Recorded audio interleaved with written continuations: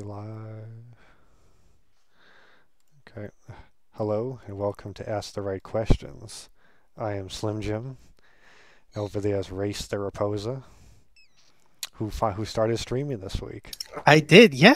How many Just streams like I did you said I do? was going to. How many did you do? I've done 3 so far. I got a ton of work done. It's going to keep me productive, and I'm enjoying it. I'm not talking to anybody yet. It's in the middle of the night. Looking for night owls wandering Twitch and all those other sites. But Did you find yeah, anybody? Did have some people visited? there was like one person on that Picardo site. Uh, I got one YouTube comment. So Oh, is Picardo part of Restream? yeah, yeah, Oh, it it is. is. Okay.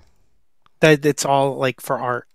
It's a streaming site for artists. So I'll have to think about it someday. Though I don't know. I work so slow on my stuff. I work so slow when I paint or draw. yeah, I work very. Though I did one the other day when remember I told you I felt like I came out of a dream. I was so into that one. I actually finished that one in like 2 hours. you were in the flow state. I was in that perfect flow state listening to garbage and just Yeah, I felt like I came out of a dream. I didn't even know what happened in between that. listening to the band The Garbage. band Garbage. Well, yeah, Yeah, the band Garbage is one of my favorite this bands. is not garbage at all. It's not garbage. No. It's one of my favorite bands, in fact. um, well, one of the things it does is first, okay, you're streaming, so you get the chance of putting yourself out there and people coming in and talking to you or whatever. But then you're recording your work, but then it also keeps you working because you're like, if I'm going to make this a time lapse, I don't want to have too many breaks or anything. So you just keep it like encourages you to keep going. Oh, it does, yeah. So so I it I should have been doing it a long time ago. there is a way to mirror your iPad to the computer and actually, stream with it. I'll have to Hmm. look into it. I actually do find I work better on the iPad, probably because that's all I use it for. I use it for not absolutely nothing else except art. So today, speaking of art, Hmm. we're talking about where does stealing end and inspiration begin? Okay. So you start. Why'd I you choose start. this question? It's something that we debate a lot, and and and as you know, I'm very into public domain works, Hmm. and I don't like copyright. Yeah. Does that make me a commie or does it make me an anarchist? Makes you an anarchist. Unless you're an ancom, then you're confused. Then I would just be a confused individual. Yeah. Yeah. But it's something to talk about like how much do you have to remix something before it becomes yours? And according to copyright law, I heard it's 13. It's 12 or 13 key differences. Oh, I heard that okay. the other day. I'm not trying to state that as complete fact. I'm not actually sure, but I heard that the other day. It does it talk about what how big the differences have to be? It's just the person. It was somebody. It was in the middle of a discussion online, and somebody mentioned it. It was actually. I think it's on a link I actually posted in our notes. Oh, I have one more to post. Oceanhorn 2. Oh, just grab the link and throw it into our doc. Oceanhorn and the original one and Oceanhorn 2 is just like I think we're getting into theft territory with Oceanhorn with Zelda. Like it's just copying Zelda verbatim. Well, I don't really think you would. Well, here it is. The person who said it. Legally, to avoid copyright, you need at least 13 distinctions. Is the word he used. It's not an official person. It's on Twitter. It's not. But like one distinction could be he has an extra hair. So I'm thinking, well, how big do the distinctions It's have to be? probably up to the jury. I would imagine. Yeah. So wait, so but the Ocean Horn, I argue that it's just that nobody has been very too inspired by Zelda. You could say Dark Souls is somewhat. I know people say that, but Okay, but we're like you can pull up just on Google Images or whatever of Oceanhorn 2, and we got the I dude's actually got saw he was wearing a blue suit. he's got a blue suit and yellow hair, Uh-oh. I need to do that again. and We have to reset this. There we go. we got like blue wings that look like I actually the I can't argue they put him into a blue suit this I time. mean, If he we wasn't got in the the blue hearts. suit, Yeah, we got the hearts on the top. It's just like this to me. This is where you should have. He's got a bomb. He's running from the original is actually goblin-like the characters. original is actually an iPad game. So I think what they were just thinking is we're going to bring Zelda to the iPad. That's fine when it's like the gameplay and stuff, but like you gotta at least make him purple. It's pretty crazy that they put him into the blue suit. I think made it too obvious. I mean, in the first one, you're on a boat, and that's just like Look at this one. He even holds the bombs like him. He could have yeah, he could at least have held the bombs under his arms. Oh, the first Oceanhorn is on the Switch. yeah, it is. It's a lot like it, but I mean, you look at it, it's like it's obviously inspired by it. It plays like it, but the dude's not. It's like But the guy is not in a green suit. it's like the DS Zelda. It is, yeah. Yeah. The first one is like the top down Zeldas, and this one is Mhm. like, well, the 3D Zeldas. Yeah. You got to do something. You got to do something a little more different. It's not the same, obviously, but it's it's a little. I don't know. To me, this is like Well, that one's more of a straight ripoff, yeah. There is some other indie games that are like Zelda. I mean, I don't know. I mean, you could say Secret of Mana is like Zelda, but I mean, it's obviously very different. You know what I mean? so. If we pulled up that good theft versus bad theft, You want to do that first? yeah, just like I and thought we'd then do the examples first, but well, let's look at Oceanhorn and see if it fits any of these. okay. Switching over. Which page did you want to look at? The good theft versus bad theft. Hmm. And the guy, we need to give our sources right. How do you pronounce that guy's name? It's Austin Kellon. Kellon, I guess it's pronounced. It's Yeah, his book. Cologne, Cologne. It's his book. Leon. I don't know. Calleon. Yeah. I don't know. It's a really good book. Every artist should get it. It's got some really good advice in it. How to be more productive, how to So, good make art. theft, honor versus degrade. I personally haven't played it, so I can't tell you if it degraded it or not. Well, I mean, I've heard from people. I saw it on Steam back before it came out on Switch, and people gave it good reviews. so okay, we haven't played it, so I guess it's not totally fair. I'm sure in the gameplay it probably does some things that honor, but if it's lower quality, that's to me that's the grade.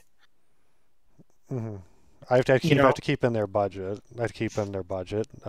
true, but and it's hard. I mean, it's hard to top. I mean, Nintendo's been doing it forever, and they're like masters at game But I design. will say, on Steam, I saw it had good reviews, the first one.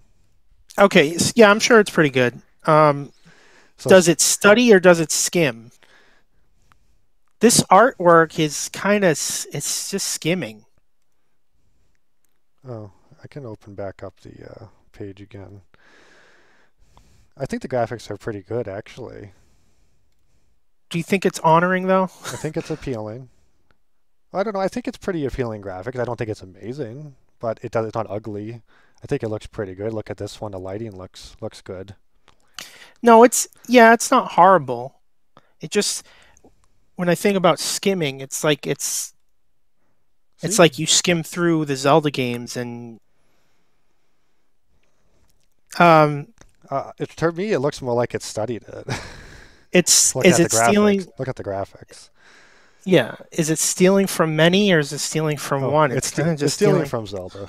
It's stealing Yeah, from Zelda. stealing from one. I can't argue that one. Credit or Um plagiarize?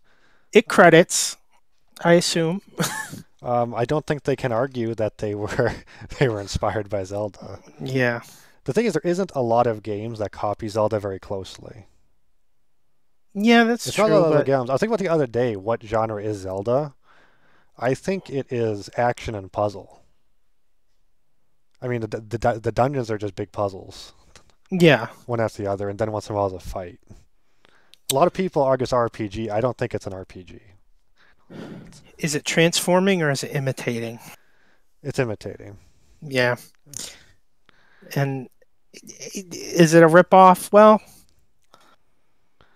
a little bit. Yeah, I haven't. We haven't played it, so I don't want to. I don't want to claim that as a blatant ripoff. So, okay, it's I think you can still call it a remix. Does it And have its own ideas? Is the question. And since we haven't played it, I don't know what to say about it. yeah, I'm just looking at the art style, but The art style, well, yeah, it's copying quite a bit from so Breath of the Wild. I would put this under mostly bad theft. Yeah, it has very positive reviews on Steam out of 812 reviews. Hmm. An interesting, solid gameplay, nostalgic sense, while innovating a genre in ways that makes me wish this was the 3D Zelda titles.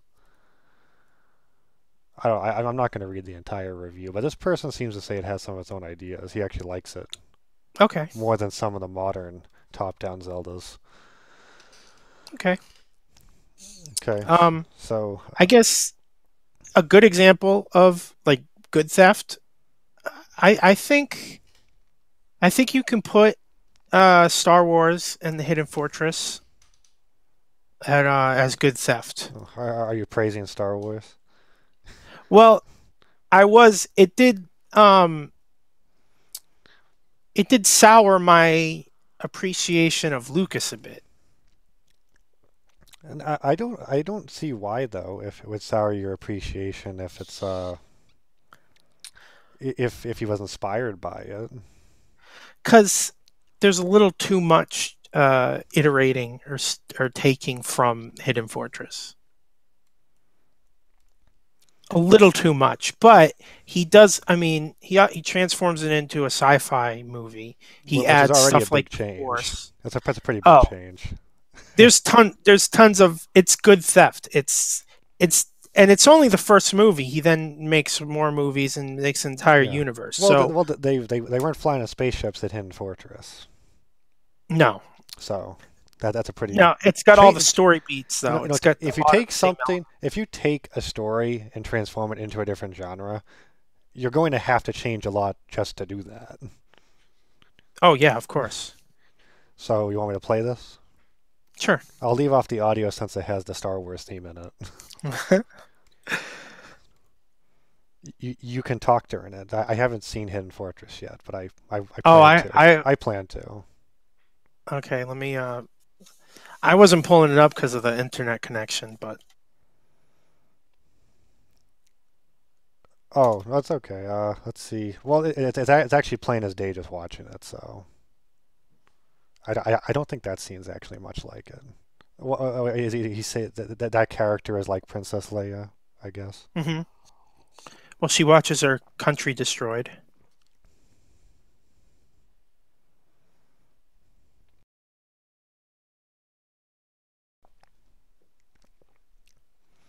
And I've been walking on a beach, walking in a desert. I don't think that's Those are much two. like it. The characters Those are are kind of like them. They're the comic relief.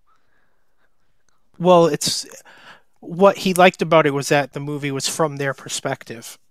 Oh, It was from the poorest character's perspective. So he started with CP3O and R2D2 as like the main characters. and they eventually did get their own show. Yeah. But yeah, you got Han Solo as just like the Inafune character. It's a princess escaping out of her comfort zone with kind of the like the poorest characters or working class characters. She's like, yeah, she's crying for her country. She watches the whole planet get destroyed.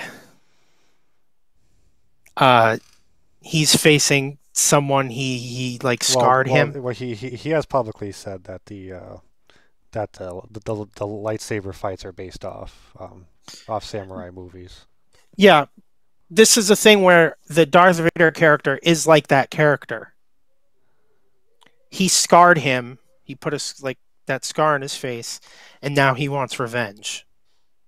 He's like, it is like, this is worse than death. You dishonored me, and then his face is all messed up, and just like Darth Vader's all messed up. So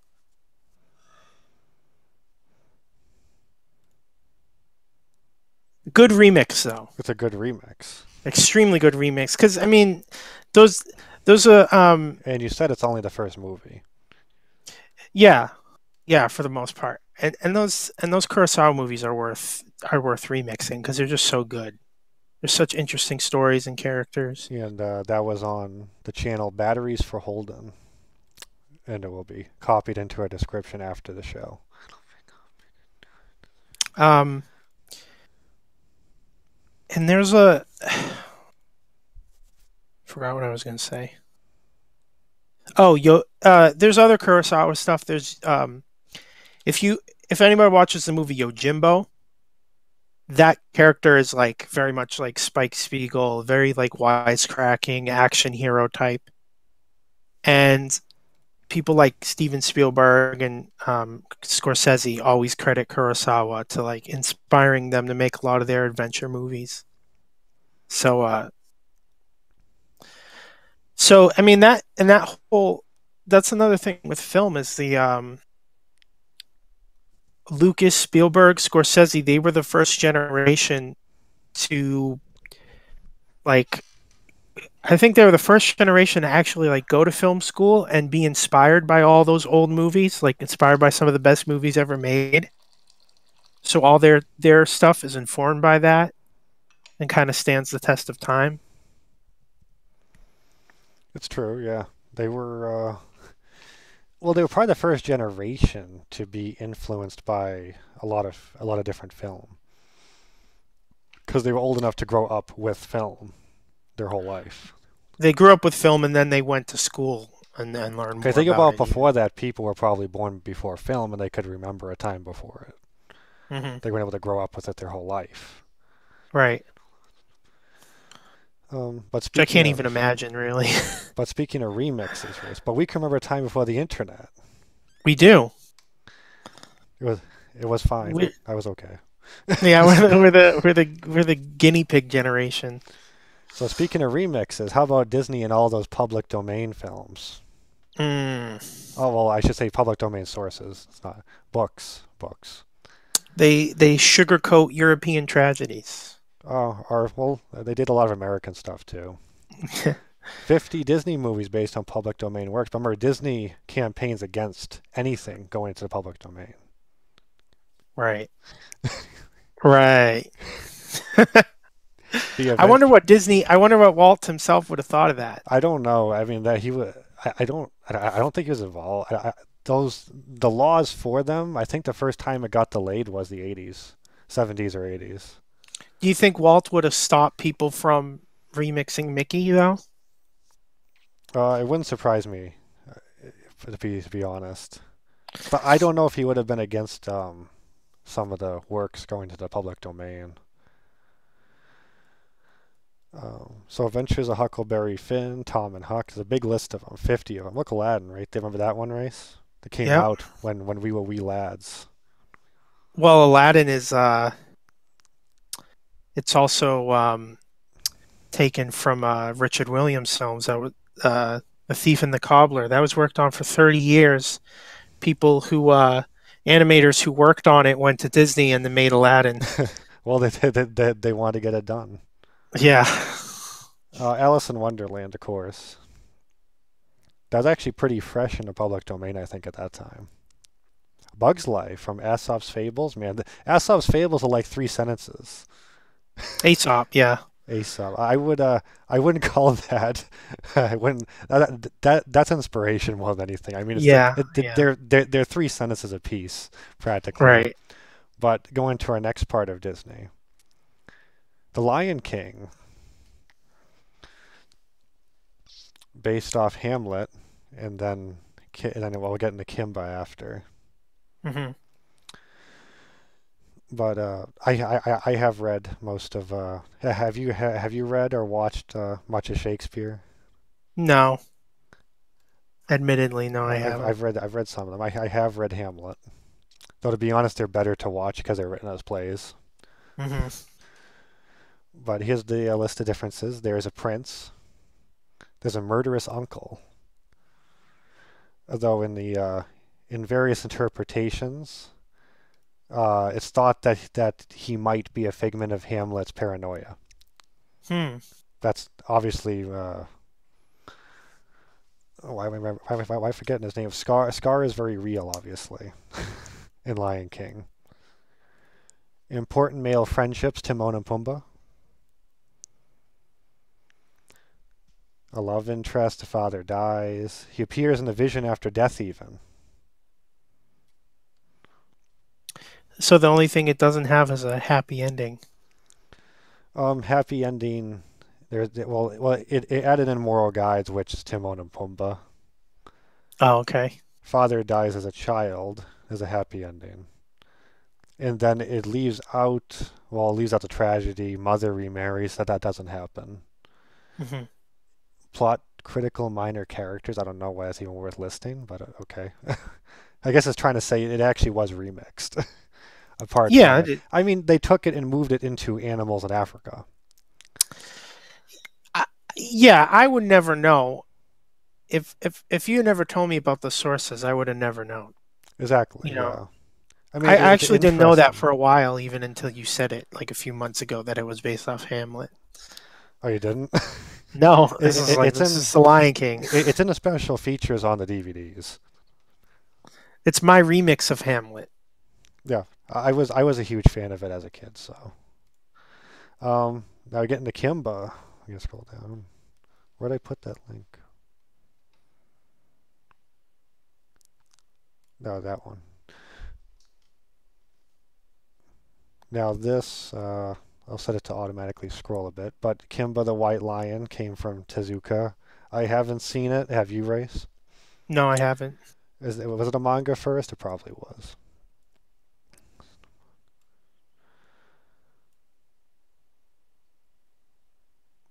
Guard, another character from it. That's pretty. Even the same color scheme. Yeah, so yeah, I'd have to watch this. Mm. That is really close, though. I hate to say that. That one is really close. Yeah, He's even the same color scheme. yeah. So he has a scar. Look, he has the scar on his eye. He's Okay, blind in that eye. He's blind in I that did, eye. I didn't know it. I didn't know it was copying this that much. Actually, No. They show this one of them getting grossed out by food. I could find plenty of shows with a character getting grossed out by food. yeah.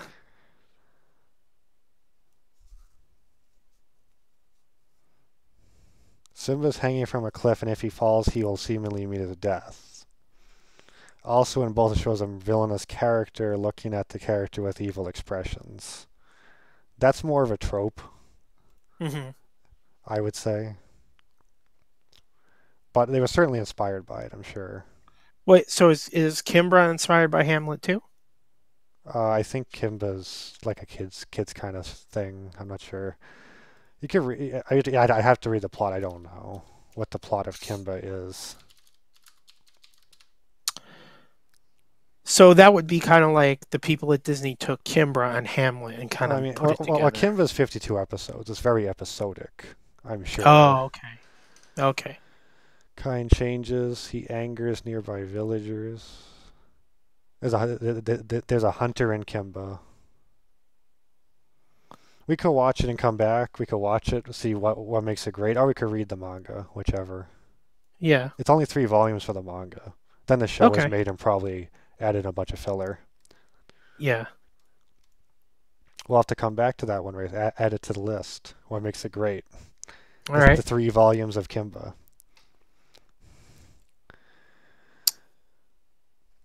So getting into more modern stuff. There's Trigger, the animation studio, which they did Kill la Hmm. Kill, Gurren Lagann, Hmm.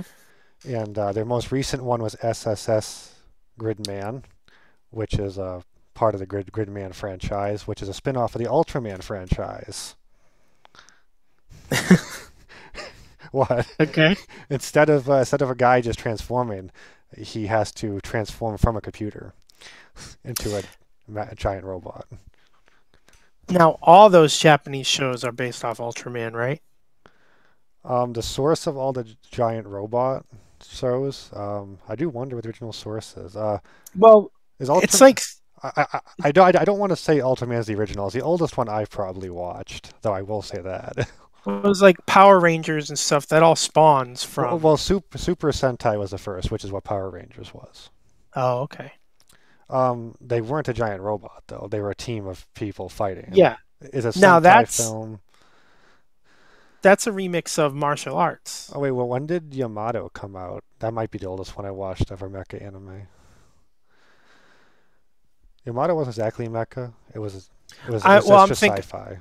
No, well, yeah, I'm thinking of the suited fighting guy. The first one, they're called Sentai shows after Super Sentai, which is Power Rangers. Okay.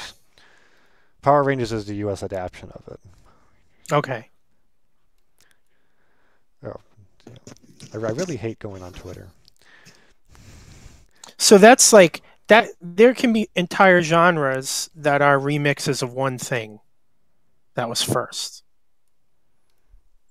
Yes. Giant Yeah, robot shows. Mecha is a genre at this point, and it has tropes within it. Yeah. So this scene, so Gridman was one of the lead animators, worked for Obali, who did he did Getter Robo, and he also did Gravion. And this scene right here is a homage to Gravion. Yeah.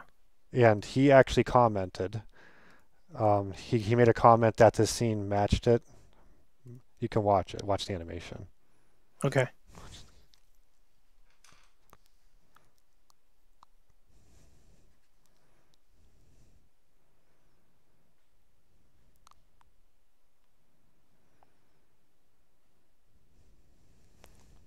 Okay. Yeah. Yeah. That's an homage. Yeah. Yeah, it's an homage. So the original guy, Masami Obali, he posted something on Twitter saying that they wish they had contacted him first. At first, there was a mistranslation. They thought he used the word plagiarized, but he didn't. He used the word he used the word copy. Okay. So it was kind of a false alarm. But he said he wishes they contacted him. But it's actually his students working on this show. So they did it as an homage. And if you go look at Trigger's other shows, they're obviously they're just huge nerds. You know, they're constantly doing this stuff all the time. That's what Gynax was like too. Yeah, which this is some of the remnants of Gynax. Yeah. Well, if you go watch Darling in the Franxx, it's very much Evangelion. Yeah. How many can we? Well, then you said, what's that show that Evangelion came from? Oh yeah. Oh yeah. Let me look it up. See, you could just keep going back and back. So that was an homage. Did they really steal it? No. I mean, some of the guys worked on that show, as it turns out. There's a It's an homage. I mean, it was a nod and a wink to it. They actually had poses that came from other Sentai films, like when they attack a robot and they pose afterwards. They attack their enemy, and they pose. They would do some poses from Sentai films. So tropes are kind of constantly stealing. In a way, It's like stealing across a genre. Tropes, I have heard, a way I heard described, which I really like, is that it's almost a language of its own. You are communicating something to people to set expectations. Okay. Without actually saying something, you know what I mean? Without actually saying it, you are communicating an idea to them. Tropes are a neutral thing. They're tools. I mean, there's no way to make a tropeless show or a tropeless story. Yeah. The story I'm writing turned out to be, it just naturally went into the hero's journey.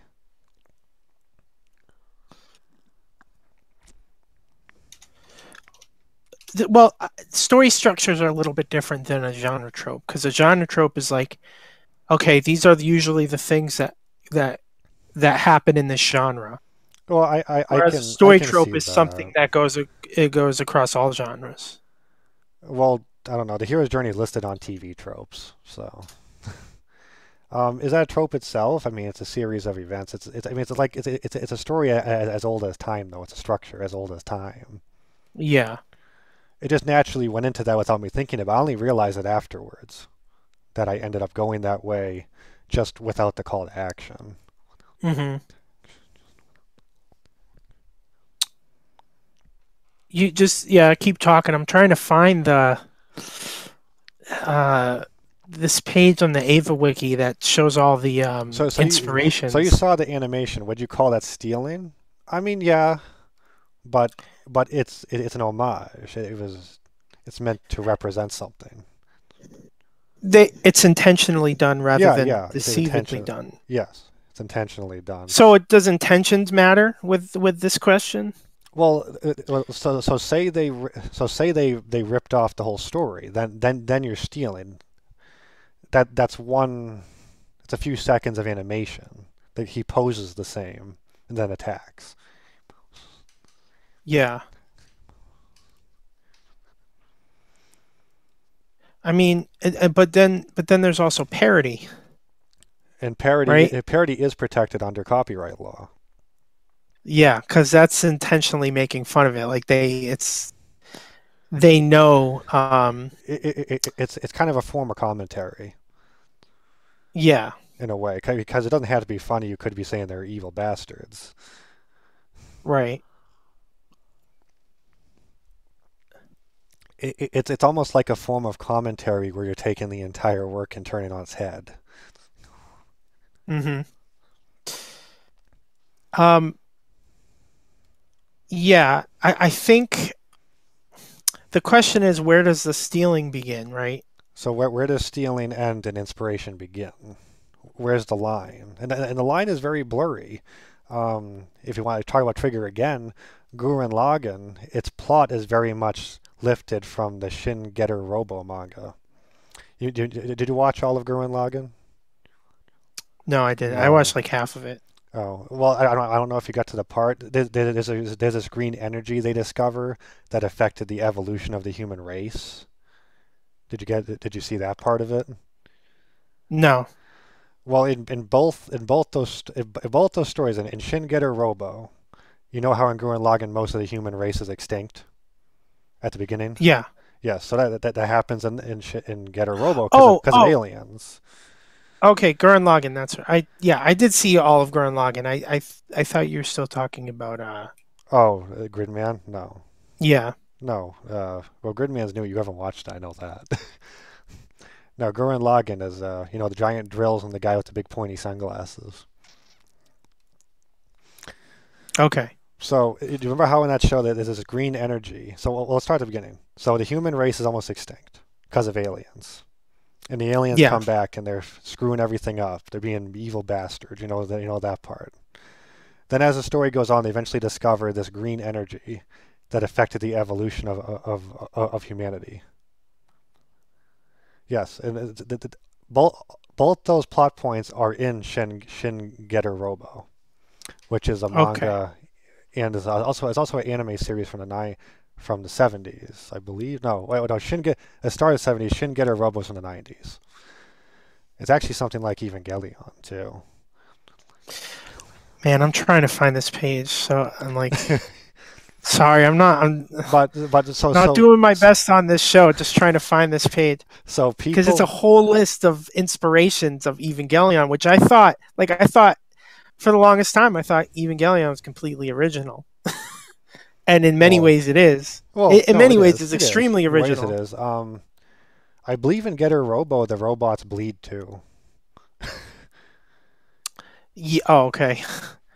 Um, this is the show that Evangelion takes from. Everybody dies at the end. They made two movies that finished the show. The show lost funding. Um, and Well, the show they ended losing up. funding is just history repeating itself at that point. Oh, it's like Death and Rebirth, End of Evangelion, or the show not having enough money, ending too early. The studio's like, okay, you can finish it in two movies. Like it's just like the exact same thing happened. Um, Did Anno admit he was inspired by it, or I was it just haven't, I don't mentioned? know.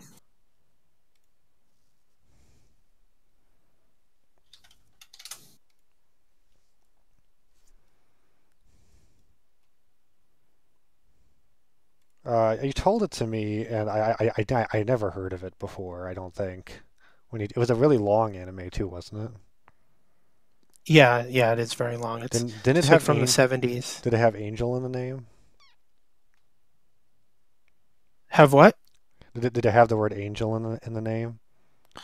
No, it had this like godlike robot that like judged humanity.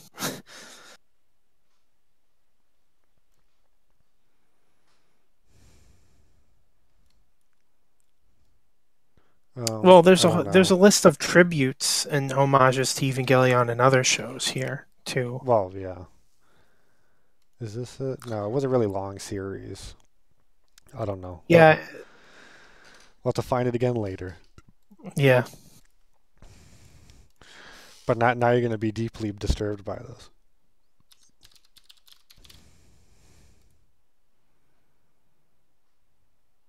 I think I found it. Oh, you did. Oh yeah. One of the questions you wanted to do was why is race obsessed with Evangelion? Why am I obsessed with it? Yeah, that was one Yeah. of the questions you wrote down for us to do someday. Yeah, there's similarities. Oh, here it is. Oh, you Found it. found it? Damn. Throw me the link. What's the name of it? Wait, did I? There's a lot of pages I haven't seen on this. Okay, well, we'll just move on. Yeah, I'll just move on. I'll find it later. So Ponyo was inspired by Um, the original Little Mermaid. mhm. That's one of the fairy tales I haven't read. One of the originals I haven't read because I wasn't too interested in reading it from the sounds of it. Yeah, there's and Howl's Moving Castle is an adaptation, but Miyazaki changes so much from the original book. That's probably his movie that is like that goes nowhere. Yeah, it doesn't. Yeah, I think it's his like has weakest that story. has that giant cool moving castle that he reluctantly used CG on. That's all. That's about all it has going. Yeah, and it's like yeah, it's. I guess we could do a whole show on Howl's Moving Castle. We're going to be doing Miyazaki. I already watched the Lupin movie, and we still haven't Okay, done the episode. no, I haven't. Um, that yeah, that's one where he changes enough, just like Kubrick. All of Kubrick's movies are adaptations, um, but he changes enough to kind of make it his own, and they all kind of fit together like in a web of themes. So he kind of picks stories that um, inspired were like what's the word? I don't want to say inspired by his worldview, but stories Influenced, that influenced, reflect, stories that fit with what he believed about reflect. humanity. Yes, stories that reflected ideas that he wanted to get across. Uh, in Full Metal Jacket, the uh, the main character Joker, he has a helmet that says "Born to Kill" and then a peace sign. And one of the generals gets mad at him and is like, why do you have that? You're trying to say something?" He goes, "Something about the duality of man, sir." And that's kind of the only time like a theme has been blatantly said in a Kubrick movie. Kind of the duality of man, where the main characters are do incredibly good things and incredibly bad things. and all his movies too, the characters like go on this, well, generic to say they just go on a journey, but they a, a long series of like connected events happen to them, if you know what I mean. Yes. It's like every single movie of his is like that. Well, it's something you'd have to watch back to back to It's get kind it. of a character. It's kind of a character descending into darkness almost. Um, it's not some. It's not like a slice of life. It's not things are just happening. It's not him moving the plot forward. Really, it's like things just keep happening to him and changing him. So if I was to just do adaptive works, I'd want to find stories that communicate things I would want to get across. So in a way that's like he kind of remixed ideas for films and stories. Yeah, I know what you mean. Yeah. One of the things Jay Weidner, who talks about the moon landing conspiracy of Kubrick, says that every time the Shining movie deviates from the book, it's something to do with the moon landing or him confessing. Yeah, I watched a video on it.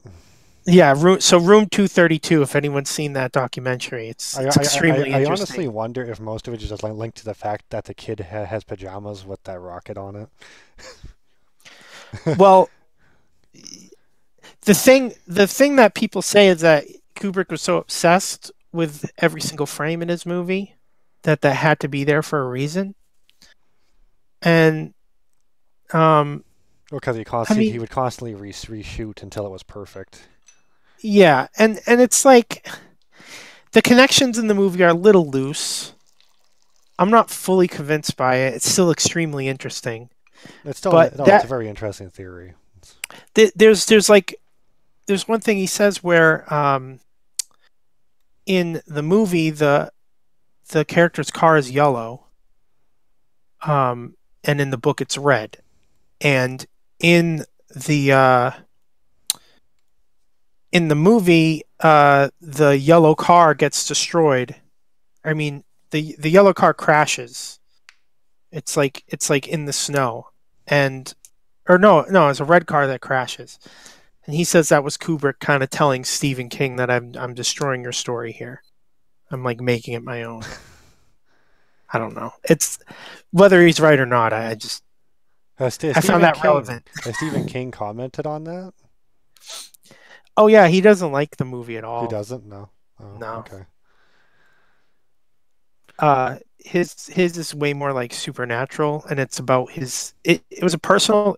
He said it's the most personal story of his because it was about him dealing with alcohol abuse and how he was becoming like.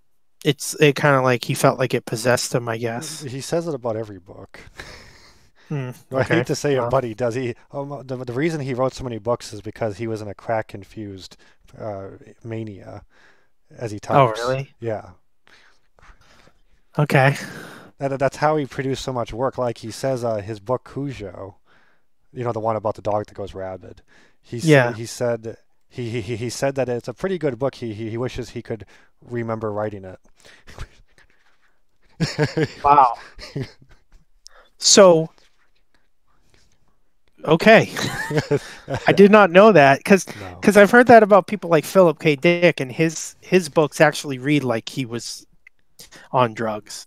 Yeah, no, he wasn't it was alcohol and crack is what I've heard. The worst of it was crack.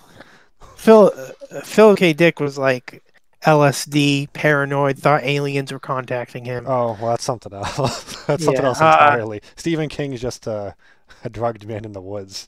And his stuff, he inspired Blade Runner. A Scanner Darkly is the most is considered the most faithful adaptation to his work. Oh yeah, well that's good. Yeah. Um, the rest does a lot of remixing. Probably because there's probably a lot of weird stuff. I'm not like an expert on Philip K. Dick, but there's probably a lot of weird stuff in his books that just doesn't wouldn't fit in a show that well. I know they made a whole series based off some of his shorter stories. Um, and that's trying to capture a lot of the weirdness. But I mean, there's like differences between older sci-fi and newer sci-fi too. Well, there Uh, is because of a very different view of the future. yeah, there's a lot of things they thought were going to happen that didn't, and stuff like Black Mirror can be more informed by what we're doing today with technology, so it can make like more clear predictions of what might happen. Yeah, well, yeah, it's sci-fi. Yeah, and I know Yeah, to me, I would just think about it as a Twilight Zone remix. yeah. Um, So, so getting back to the main points, yeah. let's move on into the next one, Race, which is very close to you, is music and sampling. So I was going to mention earlier about how I said Ocean Horn was kind of blatantly copying, but I'm just blatantly taking samples from other songs. And I'm honestly like, I'm afraid if I get famous one day, I'm going to get sued for those albums. People could check back on this podcast and see if it happens. Um, if I get famous, that's like, I understand when hip hop first came out and people called it just plain stealing. Like I kind of understand because and this whole question is with artists and their it's kind of a moral question, right? I do get it. I mean, it feels bad to get your work just taken. Well, just taken and in credited. Because Not to, because someone's but benefiting from your in work the and your in idea. the professional industry, they do pay to use the music, right? In the beginning they weren't. Well, obviously, but as time goes on. Yeah, but they were also arguing that they were using the stereo and the boombox as kind of like its own instrument. And Yeah, yeah. there's a Um, great show on Netflix, The Get Down, that's about the beginning of hip hop. And they would just try to find the drum breaks in the songs. what was that And one song everybody was sampling towards the beginning? Sugar Hill Gang sampling, that dun dun dun dun dun dun dun dun. I forget the name of Yeah, that song. but that's actually an important part in the movie. Everything is a remix. That's the first thing they talk about, I believe. Hip hop is Everybody birthed sampled it. from hip hop is the baby of disco. It is. It is. Yeah, because disco started electronic instruments and such. Computers in music. Well, they were also just that's exactly what they were sampling was everything from disco. They were taking disco records, finding the drum breaks, finding a good loop, and then Yeah, it was instrumental music that was perfect to, well, sing over or rap over in this case. Mhm. Now I can take a loop from anything right now off the internet. I can even record stuff from radio and record stuff Anywhere. from the internet. And then I could put in a program and loop it and just like cut a part of it and then just press the loop button. Back then, they had to buy two of the same records, buy two giant turntables, put both uh put both records on with two needles, and then they had to play the drum break on the other one and then switch to the other one in time to Man, keep the loop just going. thinking about going to old record shops and trying to dig them up. I have an addiction. If I walk into a record shop, I'm trying to Now, dig for weird crap. yeah, and think about how much work that is. Just to get a loop going, you have to train. And the show's great because they have Grandmaster Flash as like a sensei, a senpai, like a Sensei. sensei. Yes. Um, they have they play like Asian music. A lot of hip hop is actually inspired by kung fu movies too, and there's a lot of kung fu references in that show. Samples. It's really yeah, it's really awesome. Um, and they they also were like fighting with like territories, like because New York was just crumbling at the time, and there were tons of abandoned places to play music to, and DJs would have their own like little turf wars about where they could perform. So it's a lot easier to steal a song right now. It's a lot with computer Well, programs. It doesn't take. It doesn't. just look at memes that all of it's a remix and stealing. That's true. Yeah, that's true. No, because it's And, it's sampling. It's so easy to sample anything, a screenshot, a piece of video, and change it. and digital content is infinitely Copyable, what's the word? Copyable. Uh, duplicated. yeah, I was thinking of replicate. Oh well, Replicatable, yeah. I guess would be the word. Um, so, um,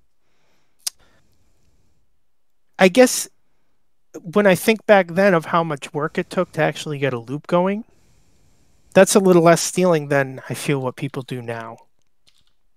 I guess so. What back then is it really that different? I mean, you're going to sample it. It's just easier now. That's, I guess. I think this question is really about the morality of the artist, and are you benefiting from another artist's work, and is that immoral or not, or is your copying a is it the highest form of flattery, as the quote says? Well, I don't. To me, it's the highest form of flattery. I mean, the difference between taking taking a song or a movie, just taking it, copying onto a disc and selling it. The difference between that and then taking it and remixing it. Hmm. The first one is stealing. Now, but this is what I'm afraid of. I'm afraid of a band hearing that I sampled them in a song, getting mad that I put a Christian message to it, and trying to get money out of me. Um, Now is it for I won't feel so good about my remix. is it for well, is it for sale or is it It's free? not, no. It's free It's free, but I did take money on the Bandcamp. from me. For what? From me. Who else I, bought it? well, Are you well, got other sales? it says sale, but if it's free, then it's kind of just a donation, right? I Yeah, mean, can make well, you are far from the only one doing that right. on I mean, Bandcamp. You are far. all fan art booths at conventions are illegal. They are, yeah. But the industry's turned a blind eye because they're going to look like assholes trying to beat up some guy making $20 at a con. Yeah. So there's a legal question, moral question, and a it's a like a legal question, a moral question, and a technical question about art itself. And some I think sometimes they kind of like those issues kind of like blur together in our minds. Like it's kind of like a jumbled mess of yeah, okay, you're doing an homage, but you're also kind of copying, but and kind of stole from me as an artist, and kind of just should have thought of something original, and Yeah, it's hard. well, It's hard to separate the issues. like how much do you have to change it? Like Gurren Lagann took the plot points of that green energy that influenced evolution. He actually inverted the kind of evolution it did. In that Okay. case, he also took the human race as going extinct. Happens a lot in sci-fi.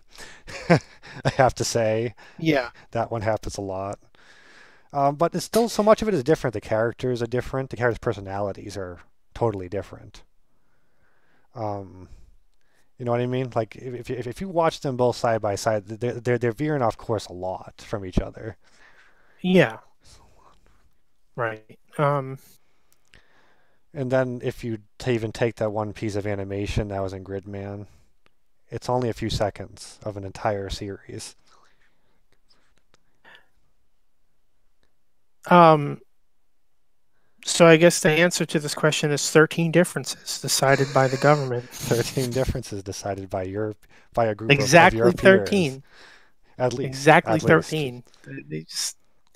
They did a lot of studies and discussing to come up with that number. I know.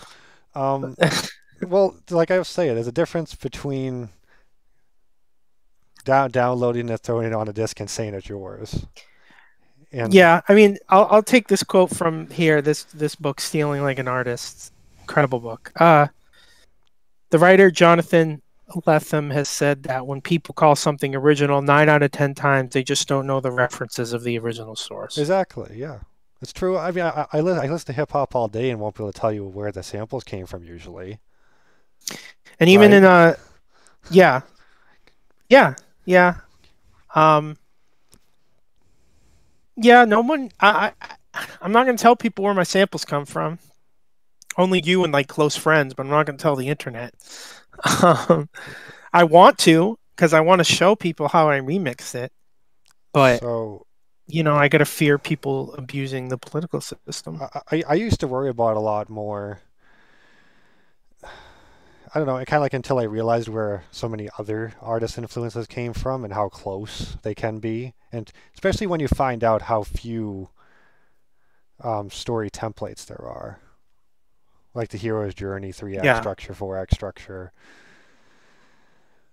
But I mean, if you like I said earlier, if you take like Hidden Fortress, George Lucas took it and turned it into sci-fi, and even then, most of the references are only in the first movie, hmm and he expanded upon a lot and changed the genre. Well, think about how influential the Beatles are. But even and this is from Steal Like an Artist. Like even the Beatles started as a cover band. Paul McCartney has said, "I emulated Buddy Holly, Little Richard, Jerry Lee Lewis, Elvis. We all did." And he they only started writing their own songs as a way to avoid other bands being able to play their set. Liz, so actually, like force them to be creative. They just want to play other people's songs. Well, yeah, Now there's a Beatles cover band. yeah, plenty of them too. Yeah, Um, well, you think about Tolkien. He invented the fantasy genre almost, right? and But he but took it all from Norse mythology. well, some of it. He took some of it from Norse mythology. Too much of it. Well, if you say He's a so. he's a thief. Okay, he's a thief. I don't know. I've been reading his essays on fantasy, and he took from a lot of other places too. I But guess so everything's remixing he mythology. was inspired by folk tales and pagan, mythology, European hmm mythology. But then D&D came along, and they threw in some dark magic, and you got yourself a whole. And forever, fantasy is big brown trees and tall elves and wizards with beards, Yeah. right? That's all Yeah. there So is now. That's all there is now. remixing. Yeah, remixing Tolkien is a whole genre. Yeah. But then then you get mad at Oceanhorn for mimicking Zelda just because so few do. Well, yeah. I have to say I the blue the blue suit was too much. The It blue is suit too made much. it too much. But you got a symbol that looks like What the the Master heart? Sword logo. He's got the wings just like the Master Sword logo on there too. Yeah, It's like you gotta but what was the source of the Master Sword logo? uh Who knows? well the Triforce is a Japanese symbol. Yeah, we're gonna have to To take the this back. Japanese, that's just a regular symbol that they've seen before. To us, that's Yeah, completely new. So there's cultural stuff too. So there's cultural references and homages that would seem original to us. Did we talk about intellectual property and copyright on the show before? we haven't done the public domain episode yet. No, I feel like we've talked about it on the show we've before probably though. touched on it. or just discuss it ourselves. But we're not for copyright laws. Not just because, not just because we're like anarcho-capitalists, but I because think I it's think partly it's that. just I personally feel like it limits a lot of work, a lot of art that could be made. Like people kind of, especially on the internet, people. I think there's a bigger and bigger fear of being too close to another work. Mhm. It happened to me for a while. I was crippled by it. Then I don't know, but as I studied other artists, I just stopped worrying about it so much. Well, there's a personal aspect to it of as an artist, you don't feel good that somebody's benefiting financially from your work. And then there's a corporate greed aspect to it where the company is like wants to take the money from you because you're taking money from their IP. It could be because copyright laws are so bad now. I mean, mostly because of greedy, of just defending greedy corporations who made the laws. Well, there's also I didn't even know that um there's DRM uh DRM software in games that slow it down. Oh yeah, Denuvo, yes, yeah. Your game is made worse because they're trying to stop pirates and the code's already cracked for the software. And it's been proven. You can go look at before and afters on YouTube. After the DRM's been stripped, the game runs better. So if you're there on the borderline of the recommended specs, it's making your experience way worse Yeah, that's because it's constantly calling home. And the way it's integrated into the game. So when you do certain actions in the game, it calls home. yeah. It's it's something I think we should give up as a society of worrying about whether people are stealing your work. I just don't feel like I can worry about it. If somebody wants to take one of my ideas, If somebody took your work and totally copied and pasted it, yeah, they're assholes. They're yeah. being an asshole. They're being a lazy asshole.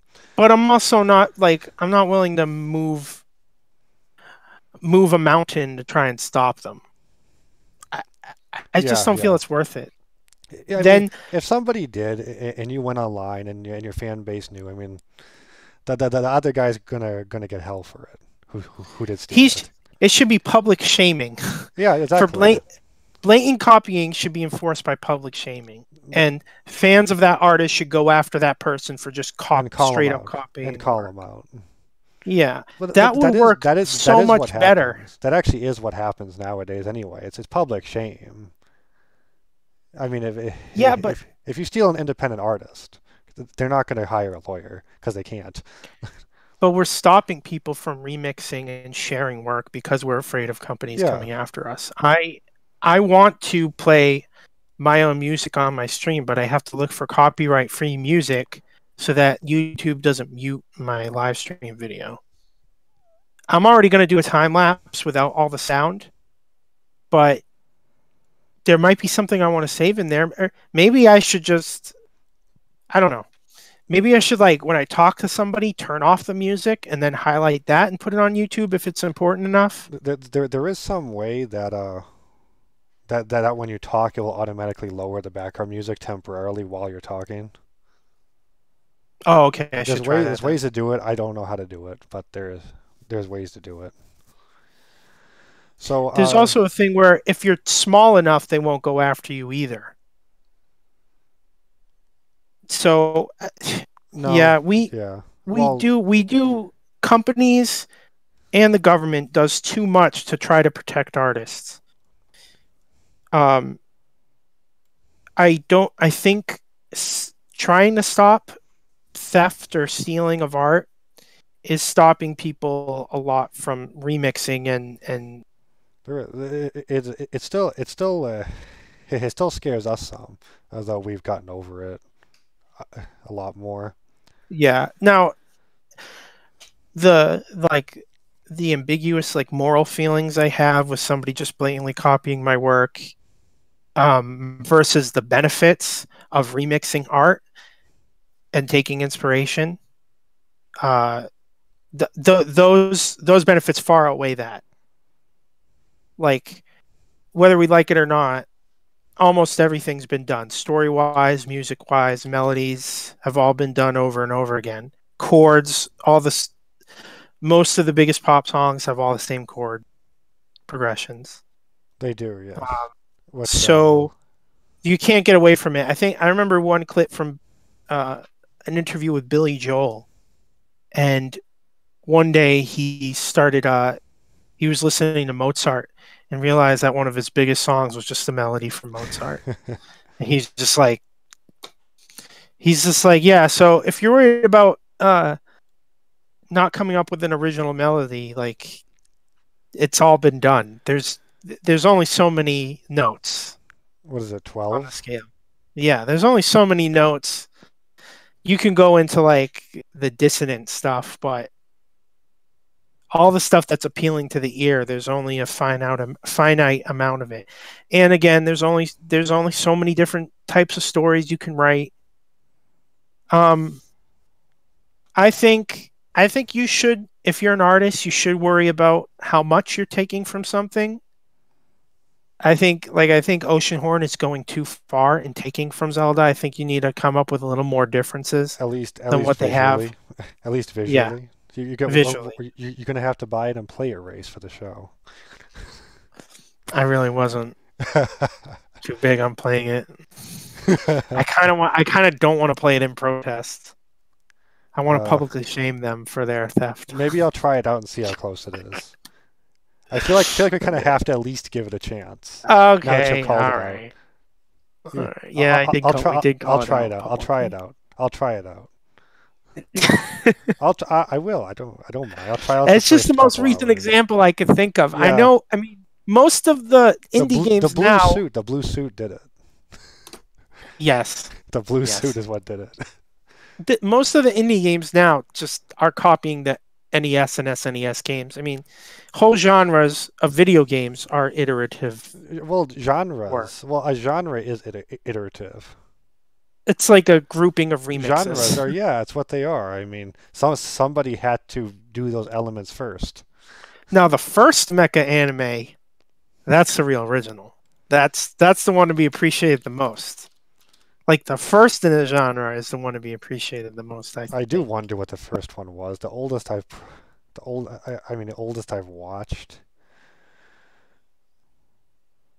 I know Macross wasn't even my favorite mecha one. I'm not even huge into mecha anime in the first place, to be honest. Yeah, me either. But the 1940 short manga Electric Octopus featured a powered, piloted mechanical octopus. The first series in the mecha genre was the manga Tetsujin 28 Go. I know there's a movie, there's a silent movie from the 20s where a guy controls a robot. Yeah, see what I mean? But it spawned out, it's a subgenre of sci-fi. Yeah. It's a subgenre of sci-fi. Well, a lot of like Gundam, Mobile Suit Gundam is also a military drama. It is, yeah. I mean, it's all those elements coming into it. I mean, and if you look at other mecha anime, that eventually they merged it into Sentai shows. Right. So well, I think we've beaten this dead horse. Yeah. Well, touching the music one, I'll throw out is the Who Sampled. WhoSampled.com, yeah. WhoSampled.com. You can look up even rock bands, Cigarettes and Alcohol. The hook/riff comes from Get It On by T-Rex. Oh, okay. There you go. Had no idea. Fact for you. No idea. See, so it's not limited to hip-hop. No. Because a band can sample it by just playing that line or whatever. Oh, well, a cover song. A cover song. The Detroit Cobras.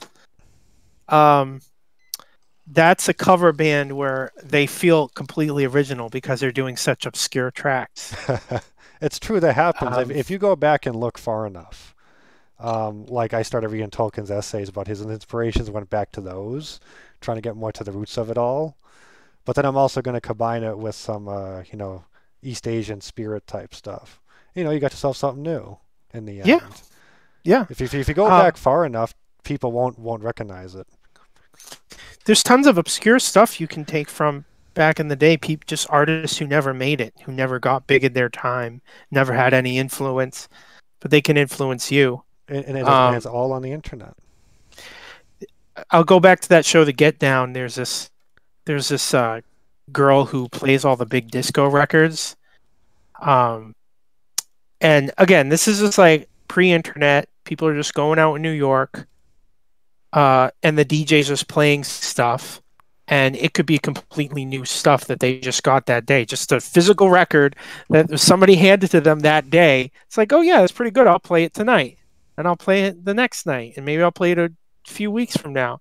Maybe it'll be in my best of playlist. I don't know. And so you totally relied on handing a physical copy of something to someone to possibly play for like some people to hear if they go out. If they physically go out and dance. And this girl had the character, again, I don't even know if that even happened or not, but she has like a pile of records. If it doesn't sound good enough, she just throws it in there. So there's like a pile of like broken artist dreams, just like yeah, it's true. that you could take from. Numero Group puts out the more obscure Motown records, the ones that weren't from Motown the company, because Motown the company bullied all the others. Right. So those are all completions of that stuff dug up. A lot of great songs too on those. Fantastic music.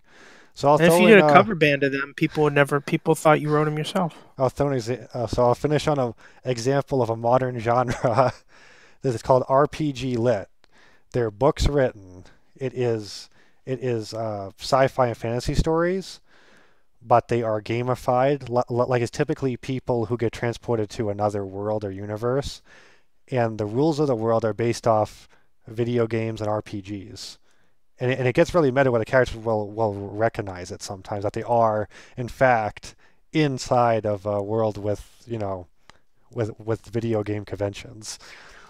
So it's like breaking the fourth wall? Yeah, it's a genre. Usually it gets pretty meta, but there's an example of a new genre. I mean, that's very specific, too. Yeah, and there was a lot of it nowadays.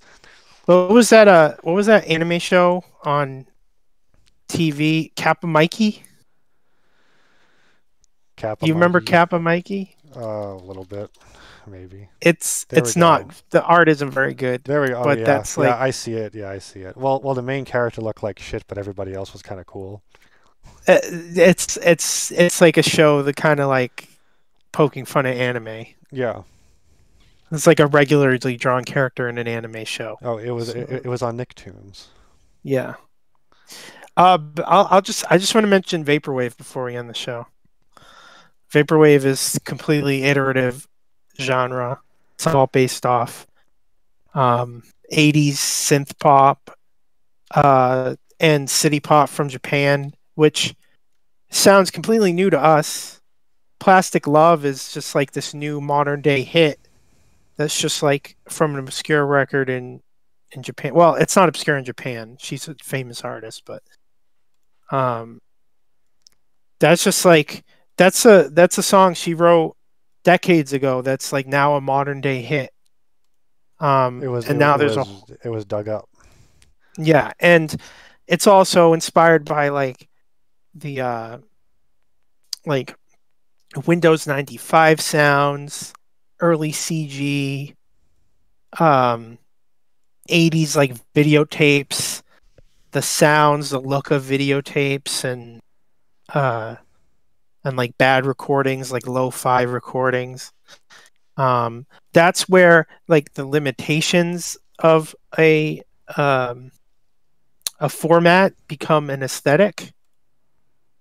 And I'm super enjoying it because I still have nostalgia from videotapes and older recordings and the way things used to sound, the way computers used to be.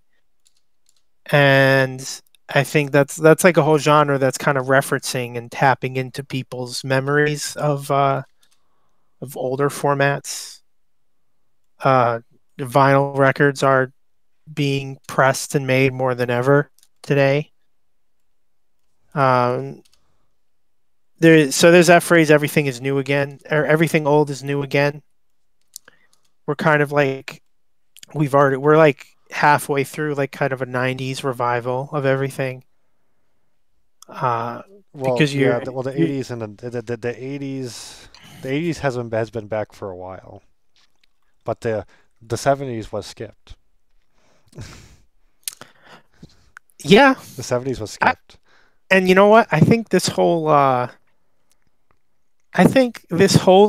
these whole two decades have been skipped. Are going to be skipped Well, I doubt it, but we'll find out. from 2000 to 2020. I think people are going to be like, let's just forget this ever happened. I'm not even sure. Because I'm not even sure what the culture of this decade was. I can pinpoint musical culture of the 2000 to 2010. Don't you want the garage rock revival to come back? I do. That was pretty underground anyway, though. Okay, so maybe I mean this past decade. I think from 2010 to 2020, we're going to want to forget these. I don't even know what his identity was. I mean, with the internet, music hasn't there hasn't been much truly mainstream music that took over the country. Yeah, well, it's a decade for hip hop. It is. It is. That's a Hip hop's kind of taken over. It's a decade for K-pop. It's a decade for It's a decade for you with K-pop. It's not it's a mainstream decade for low five beats to study slash relax to. to exist to. For vaporwave.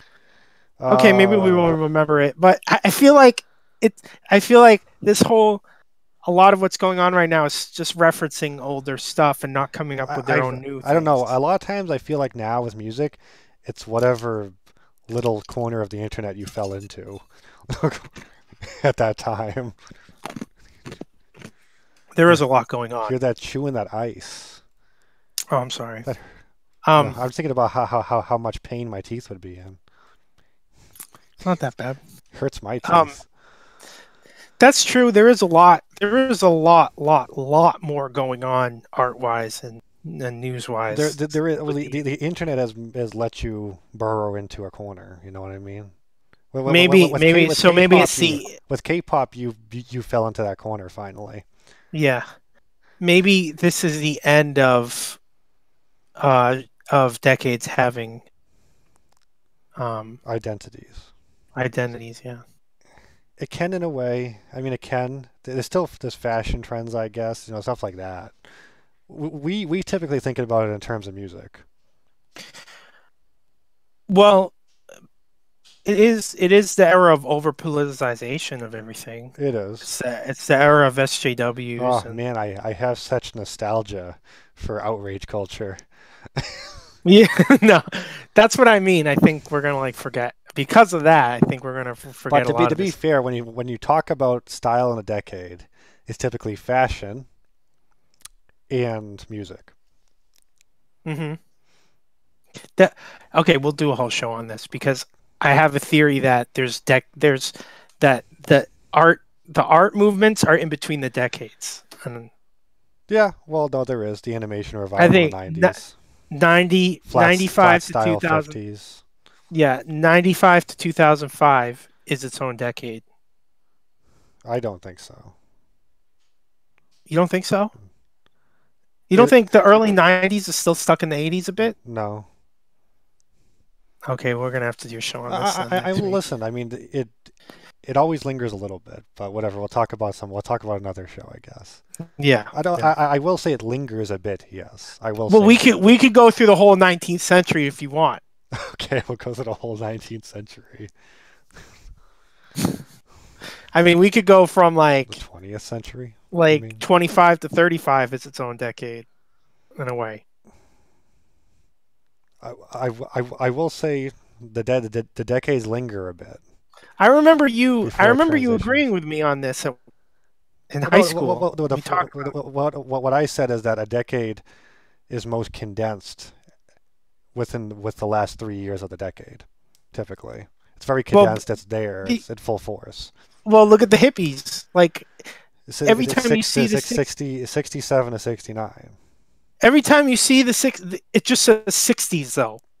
I know, but it lingers a bit. It transitions, and then it's like in full force the last 3 years. Yeah. If you But really want to hyper-examine it, but that's just how we refer to it because it grew throughout the decade and peaked at the end. 60 to 65 is still a lot like the 50s. Yes, well, it grows throughout the decade and then peaks at the end. Hmm. I guess you could say that about our decade right now, huh? About what? I guess you could say that about what's happening to us politically right now. Oh, yeah. You could because it's towards the end of the decade. Well, it is. It's Yeah. not as it is 2019. Well, like, yeah, the 2010 is the whole Bush decade. Yeah. All right. So that's Yeah, another we're topic. yeah. We're gonna run now. We've been here for almost an hour and a half. I know, I know. So thank you for sitting through our drivel. And we stream Thursdays at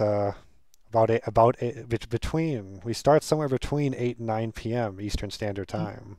Yes. So you should smash the button so you can find out when we're streaming. I forget what that button's called. A follow button? What's that button called, Race? The subscribe. Well, on YouTube it's subscribe, The but bell, on Twitch, the I think bell on for Twitch, notification. I'm talking about Twitch. I think on Twitch it's follow. Listen, we have so few people listening to us. Just like tweet at us or message us, be like, "When is the show happening? We'll give you the time." No, you smash the button so you can find out when you're gonna be here, when we're gonna stream. Just like let us know that you're listening. We would And love be it. like, oh, we have an audience right now. They're Isn't waiting this for us, amazing? and then we'll get started. Yeah, we will. It's true. We would feel much more pressured too, Yeah, we will. instead of going to eat. Instead. Well, I'm waking up late. I'm working the night shift. No, I'm not man. talking about you. I was actually out eat with my sister because she Oh was yeah, sick. that's true. Oh yeah, that's Um, true. I But was you, eating too. but you can smash the button. You click on a bell. You print it out. Mail it to your grandma with the URL so she can check Tell us out. people, tell people about the show. And I mean, just Hang it like, up on telephone poles.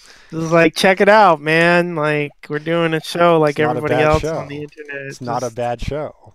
It's not a bad show. It's just two guys talking about stuff. Maybe you can listen to it. Maybe you don't. Okay, we'll see you next week. See.